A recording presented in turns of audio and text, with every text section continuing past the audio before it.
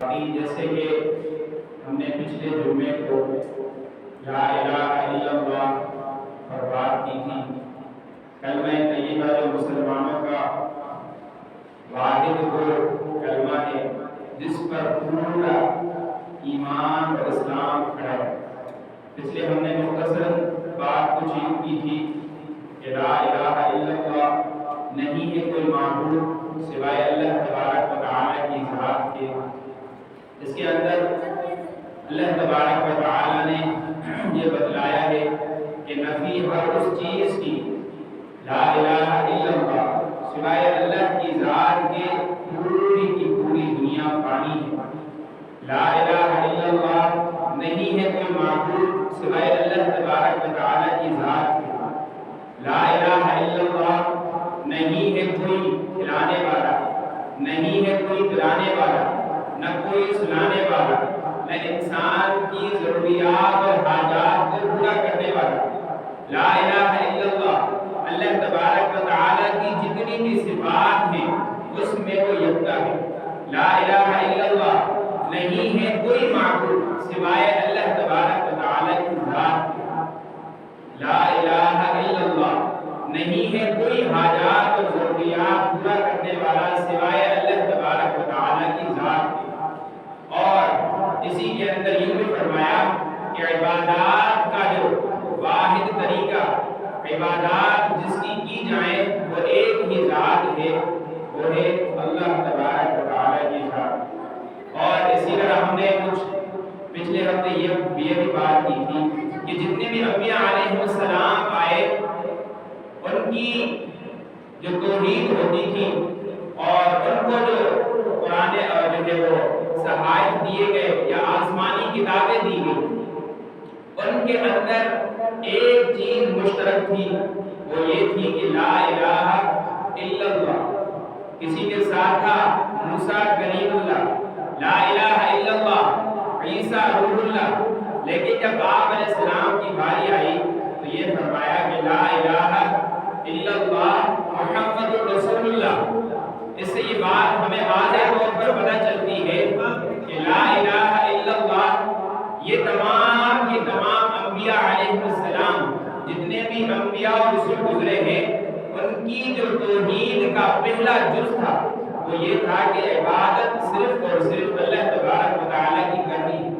جیسے کہ یہودیوں کے بارے میں آتا ہے قرآن مجید میں وَإِذْ أَخَذْنَا مِيثَاقَ بَنِي إِسْرَائِيلَ لَا تَعْبُدُونَ إِلَّا اللَّهَ کہ وہ لوگوں نہیں کہا کہ ہم نے بنی اسرائیل سے عہد لیا تھا، عہد اس بات پر لیا تھا کہ عبادت کے لائق جو ذات ہے وہ ایک اللہ تبارک و تعالیٰ کی ذات ہے۔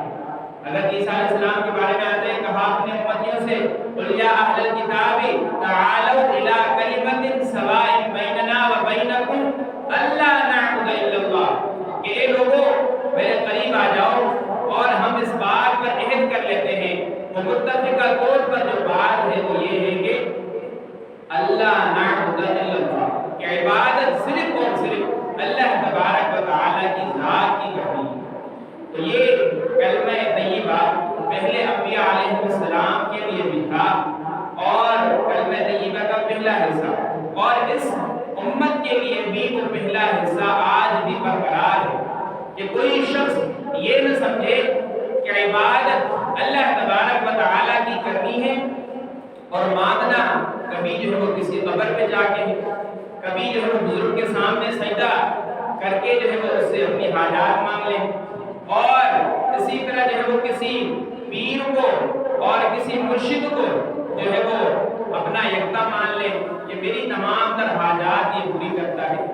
یہ بالکل غلط ہے۔ لا الہ الا اللہ اللہ تبارک و تعالیٰ کی ذات ہی ہے جو تمام تر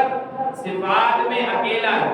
تمام تر جتنی بھی انسانی ضروریات ہیں اس کو پورا کرنے والا وہ ایک اللہ تبارک و تعالیٰ ہے۔ اور اسی کلمے کا جو دوسرا جزء ہے وہ یہ ہے محمد رسول اللہ کہ محمد اللہ تبارک و تعالیٰ کے رسول ہے۔ جیسے ہم نے لا الہ الا اللہ پر ایمان لایا ہے، بالکل اسی طرح لفظ محمد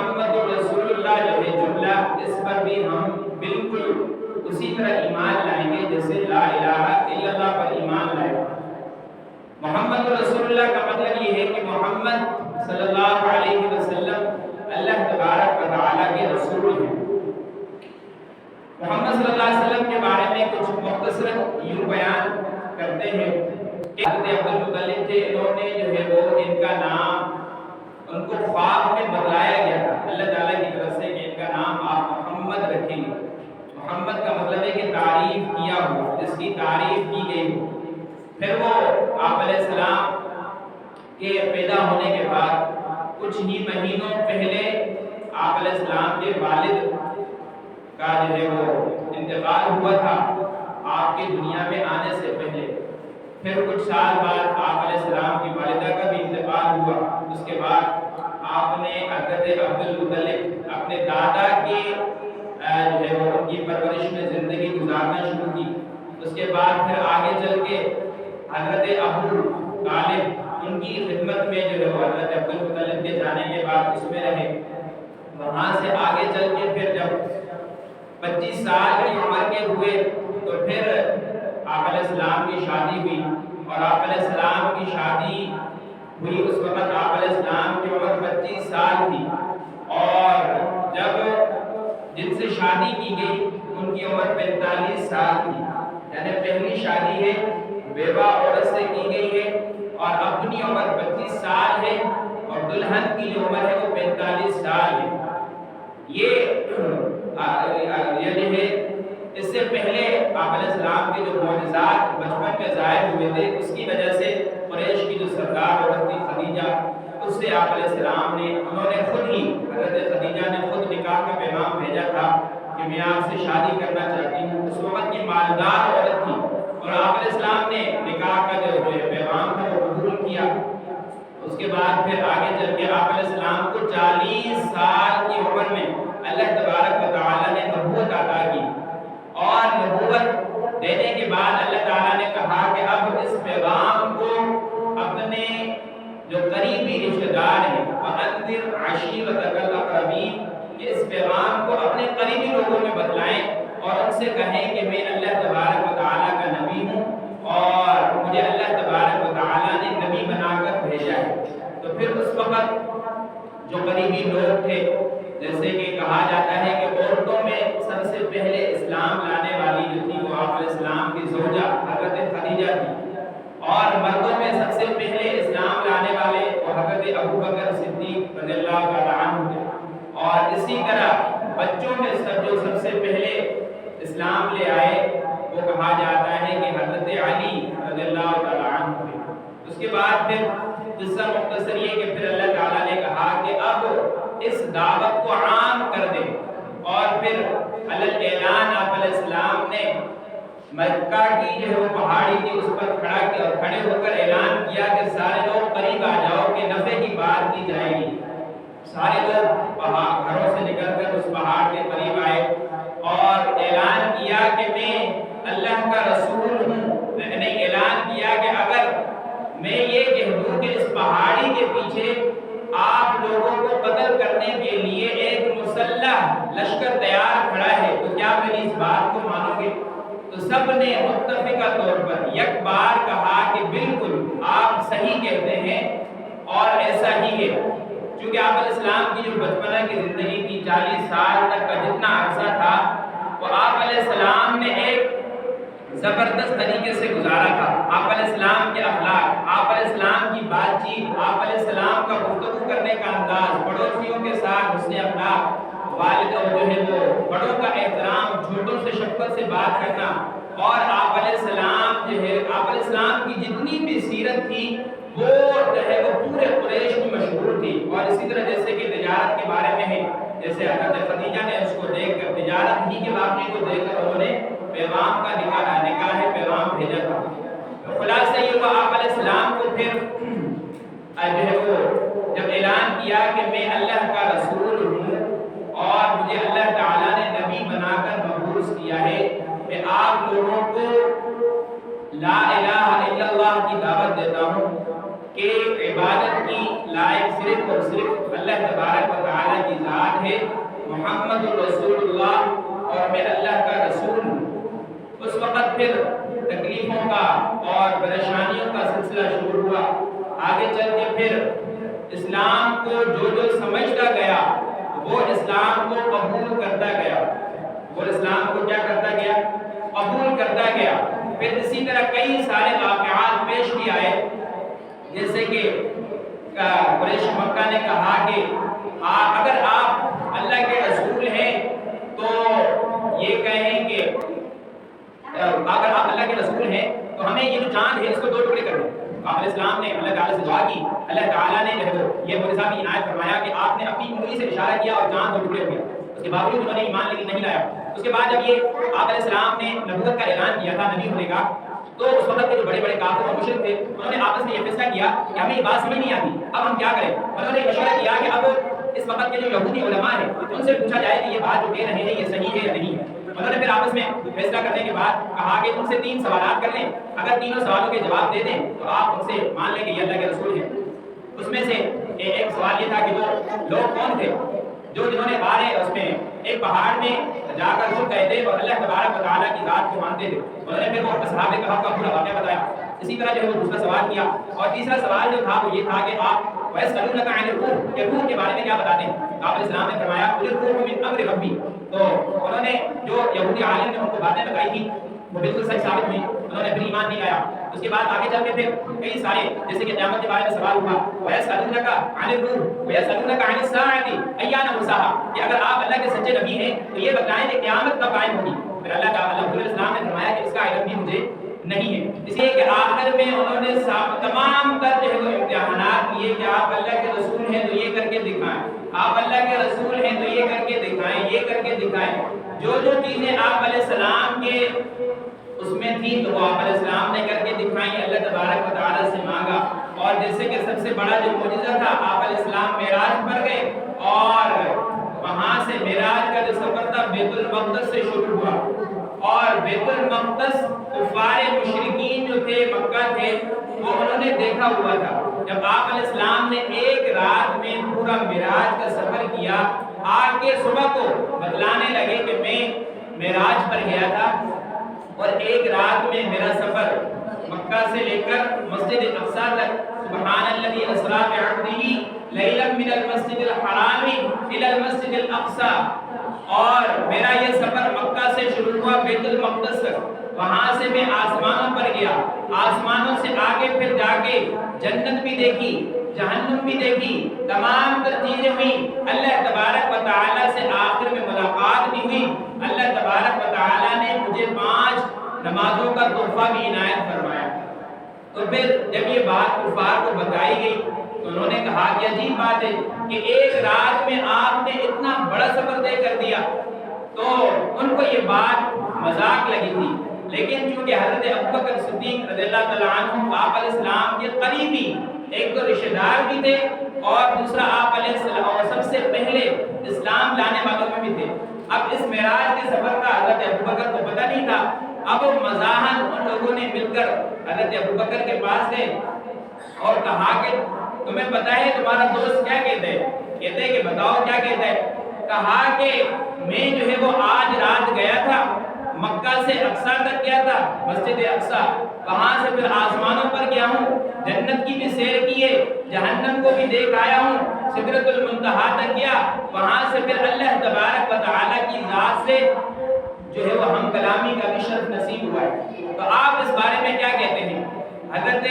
ابوبکر صدیق رضی اللہ تعالیٰ عنہ نے کہا کہ بالکل سچ، کہ اگر یہ بات محمد صلی اللہ علیہ وسلم کہتے ہیں تو یہ بات بالکل 100% صحیح ہے کہ ہم نے ان کو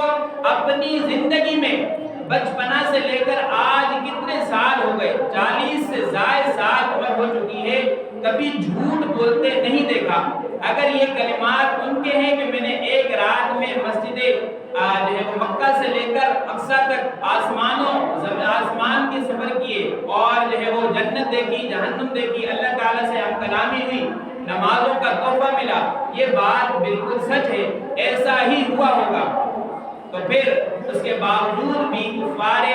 مشرکین، کفار قریش جو تھے انہوں نے ایمان نہیں لایا۔ آگے چل کے پھر آپ علیہ السلام نے جو ہے وہ اس قرآن مجید جو تھا آپ علیہ السلام کو عطا کیا گیا۔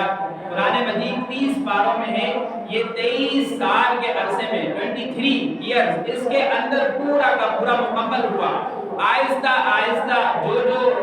باتیں بتائی گئی اور جن باتوں کے احکامات کا اور جن چیزوں کے نہ کرنے کا بتایا گیا وہ پوری کے پورے قرآن مجید میں موجود ہیں، اور کئی سارے چیزیں قرآن مجید میں نہیں ہیں، وہ اس کا پھر حضور علیہ السلام نے اپنے طور پر بتایا۔ جو بات قرآن مجید سے ثابت ہے وہ اس کو کلام اللہ کہا جاتا ہے، کہ یہ اللہ تبارک و تعالیٰ نے خود پڑھ کے حضرت جبرائیل کو بتائی، حضرت جبرائیل نے آپ علیہ السلام تک بتائی۔ اور کئی سارے احکامات جیسے کہ نماز کے بارے میں کہا جاتا ہے کہ نماز قرآن مجید سے ثابت نہیں ہے، یعنی کتنی تعداد ہونی چاہیے، نمازیں کتنی ہیں، کتنی نماز میں کتنی رکعتیں، لیکن یہ پوری کی پوری نماز ایک یہ احادیث سے ثابت ہے۔ تو یہ جو بات قرآن مجید میں ہے وہ کلام اللہ ہے، اور جو باتیں آپ علیہ السلام نے خود بتائی ہیں، صحابہ نے یاد کی ہیں، پھر تابعین، پھر تبع تابعین، علماء اکرام، اور آج تک جتنی بھی احادیث ہم سنتے ہیں وہ بالکل صحیح ہوتی ہیں، وہ آپ علیہ السلام تک ان کی جو ہے وہ نسبت جاتی ہے۔ تو یہ احادیث کا ذخیرہ اور قرآن مجید دونوں کو ملا کے جب ہم اپنی زندگی پر عمل کریں گے تو تب جا کے یہ دین مکمل ہوگا۔ اور اس کے بعد پھر جیسے کہ میں نے شروع میں بتایا کہ کلمہ طیبہ کا جو دوسرا حصہ تھا، لا الہ الا اللہ محمد رسول اللہ، کہ حضور علیہ السلام اللہ تبارک و تعالیٰ کے رسول ہیں، اس بات کو ہم نے ماننا ہے۔ اللہ تبارک و تعالیٰ کو جیسے کہ ہم نے مانا نہیں ہے کوئی معبود، عبادت میں، نہ صفات میں، نہ کھلانے میں، نہ پلانے میں، اور دنیا کی تمام تر چیزیں جو ہمیں نظر آتی ہیں، جو نہیں آتی، یہ دن اور سورج کا آنا جانا، دن اور رات کا، اور سورج کا، اور یہ چاند کا گھومنا، یہ پہاڑ، یہ ستارے، یہ تمام تر چیزیں، ان کو چلانے والے اللہ تبارک و تعالیٰ کی ذات ہے۔ بالکل اسی طرح اللہ تعالیٰ نے فرمایا محمد رسول اللہ، کہ یہ جو میرے محمد ہیں، یہ میرے محبوب ہیں، یہ آخری نبی ہیں، ان پر جو بھی ایمان لائے گا وہ کامیاب ہوگا۔ اگر صرف لا الہ الا اللہ پر ایمان لایا پھر بھی کامیابی نہیں ہے، صرف محمد رسول اللہ پر ایمان لایا اور لا الہ الا اللہ کو چھوڑ دیا پھر بھی کامیابی نہیں ہے۔ لا الہ الا اللہ کو بھی پکڑنا ہے، اس کے اندر جتنی بھی عبادات ہے اس پر بھی عمل کرنا ہے، اور اس کے اندر جن چیزوں سے منع کیا گیا ہے اس سے بھی رکنا ہے۔ دوسرا حصہ محمد رسول اللہ، آپ علیہ السلام کو آخری رسول ماننا ہے، اور اس کے ساتھ کسی کو شریک نہیں کرنا، اور آپ علیہ السلام کو یہ بھی ماننا ہے کہ آخری رسول ہیں، ان کے بعد کوئی نبی نہیں آنے والا۔ اور جیسے کہ ابا احد من رجالکم ولکن رسول اللہ و خاتم النبیین، کہ حضور علیہ السلام صرف اور صرف اللہ تبارک و تعالیٰ کے نبی ہیں اور آخری نبی ہیں۔ دوسری جگہ قرآن مجید میں فرمایا محمد رسول اللہ، کہ آپ علیہ السلام اللہ تبارک و تعالیٰ کے کیا ہیں؟ نبی ہیں۔ اب جو کلمے کا پہلا حصہ لا الہ الا اللہ، ہم نے اس پر بھی 100% ایمان لانا ہے، اور اس کی جو بھی ضروریات ہیں اس پر بھی عمل کرنا ہے۔ محمد رسول اللہ، اللہ کو رسول، حضور علیہ السلام کو اللہ کا رسول ماننا ہے، آخری نبی ماننا ہے، حضور کے بعد کوئی نبی نہیں آنے والا، اس پر بھی ایمان لے آنا ہے۔ اور سب سے آخری چیز، جتنی بھی احادیث ہیں، جو حضور علیہ السلام کے اعمال ہیں، جو حضور علیہ السلام کے فرامین ہیں، سنتیں ہیں، واجبات ہیں، فرائض ہیں، اس پر جب ہم عمل کریں گے تب جا کے کلمہ طیبہ کا جو اصل مقصد ہے کہ لا الہ الا اللہ پر بھی عمل ہو، محمد رسول اللہ پر بھی 100% عمل ہو، تب جا کے ہماری اس دنیا میں بھی کامیابی ہے، اور آخرت کے اندر بھی اللہ تبارک و تعالی ضرور ہمیں کامیاب فرمائیں گے۔ تو جو باتیں میں نے کہی آپ نے سنی، اس پر ہم سب کو اللہ تبارک و تعالی عمل کرنے کی توفیق نصیب فرمائے۔ آخر دعوانا